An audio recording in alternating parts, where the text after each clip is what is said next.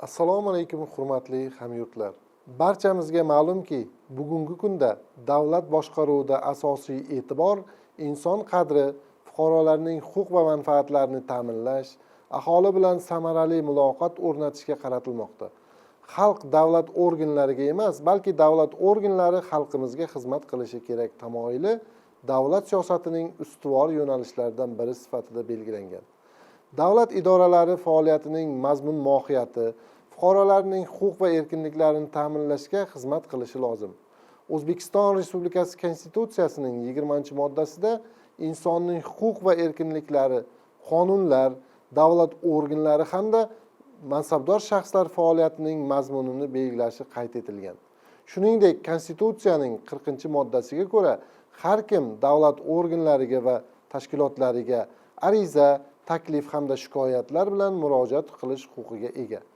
Mazkur murojaatlar qonunchilikda belgilangan tartibda va muddatlarda ko'rib chiqilishi shart.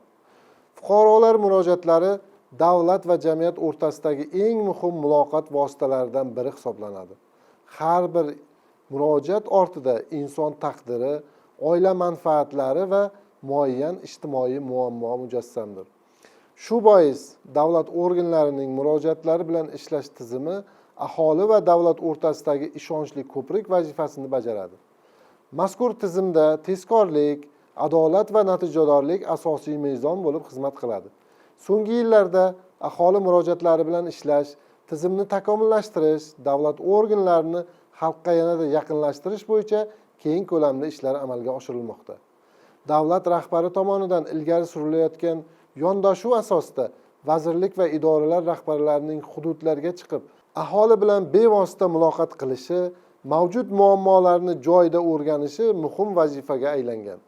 Shuningdek, O'zbekiston Respublikasi Prezidentining 2026-yil 16-fevraldagi PF21-son farmoni bilan tasdiqlangan O'zbekiston 2030 strategiyasida ham xalq bilan muloqotni yanada kengaytirish, aholi muammolarini aniqlash va hal etish tizimini takomillashtirish ustuvor vazifalardan biri sifatida belgilangan.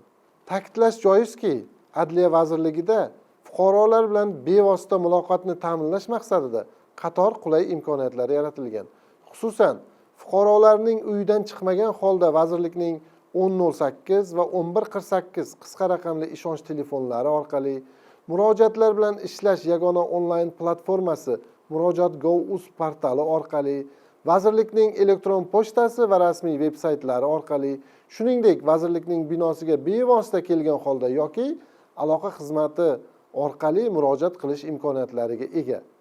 Har haftaning juma kuni Adliya vaziri fuqarolarni shaxsan qabul qilib kelayotgan bo'lsa, vazir o'rinbosarlari tomonidan hafta davomida tasdiqlangan grafik asosida shaxsiy qabullar tashkil etilib kelinmoqda. Murojaatlarni qabul qilish jarayonida inkluzivlik masalasiga ham alohida e'tibor qaratilgan. Jumladan, nogironligi bo'lgan shaxslar uchun maxsus yo'laklar va zarur sharoitlar yaratilgan. Endi ruxsatlaringiz bilan Adliya vazirligi tizimiga joriy yilning birinchi yarim yilligi davomida kelib tushgan murojaatlar tahlili yuzasidan ma'lumot berib o'tsam. Jumladan, 2026-yilning birinchi yarim yilligida adliya organlari va muassasalariga jami 61 mingdan ortiq murojaatlar kelib tushgan bo'lib, shularning 13.746 tasi bevosita Prezident virtual qabulxonasi orqali kelib tushgan murojaatlar hissasiga to'g'ri keladi. Kelib tushgan murojaatlarning 23.643 tasi og'zaki, 17.163 tasi yozma va qolgan 6.462 tasi elektron shaklda qabul qilingan. Shuningdek, hisobot davrida vazirlikning rasmiy veb-sayti orqali 4060 ta murojaatlar qabul qilingan. Adliya vazirligi rahbariyatining shaxsiy va sayyor qabullari davomida respublikaning turli hududlaridan jami 263 nafar fuqarolar qabul qilingan bo'lib, shularning 138 nafari shaxsan Adliya vaziri tomonidan qabul qilingan va qolgan 361 nafari vazir o'rinbosari tomonidan qabul qilingan. Kelib tushgan murojaatlarning 32150 tasi qanoatlantirilgan bo'lsa, 19587 tasiga huquqiy tushuntirishlar berilgan, 8914 tasi tegishliligi bo'yicha vakolatli idoralarga yuborilgan va qolgan 550 ta murojaat ko'rmasdan qoldirilgan. 2026-yilning o'tgan 6 oyi davomida Adliya vazirligining 1008 va 1148 qisqa raqamli ishonch telefonlari orqali jami 98.029 ta qo'ng'iroqlar qabul qilingan.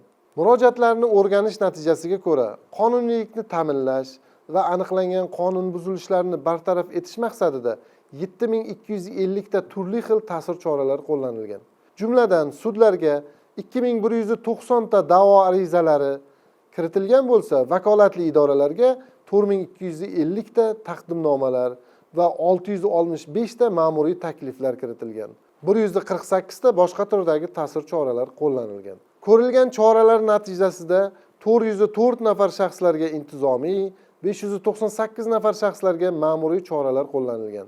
9 nafar shaxs bilan tuzilgan mehnat shartnomasi bekor qilingan. Shuningdek, 2141 ta hujjatlar bekor qilindi.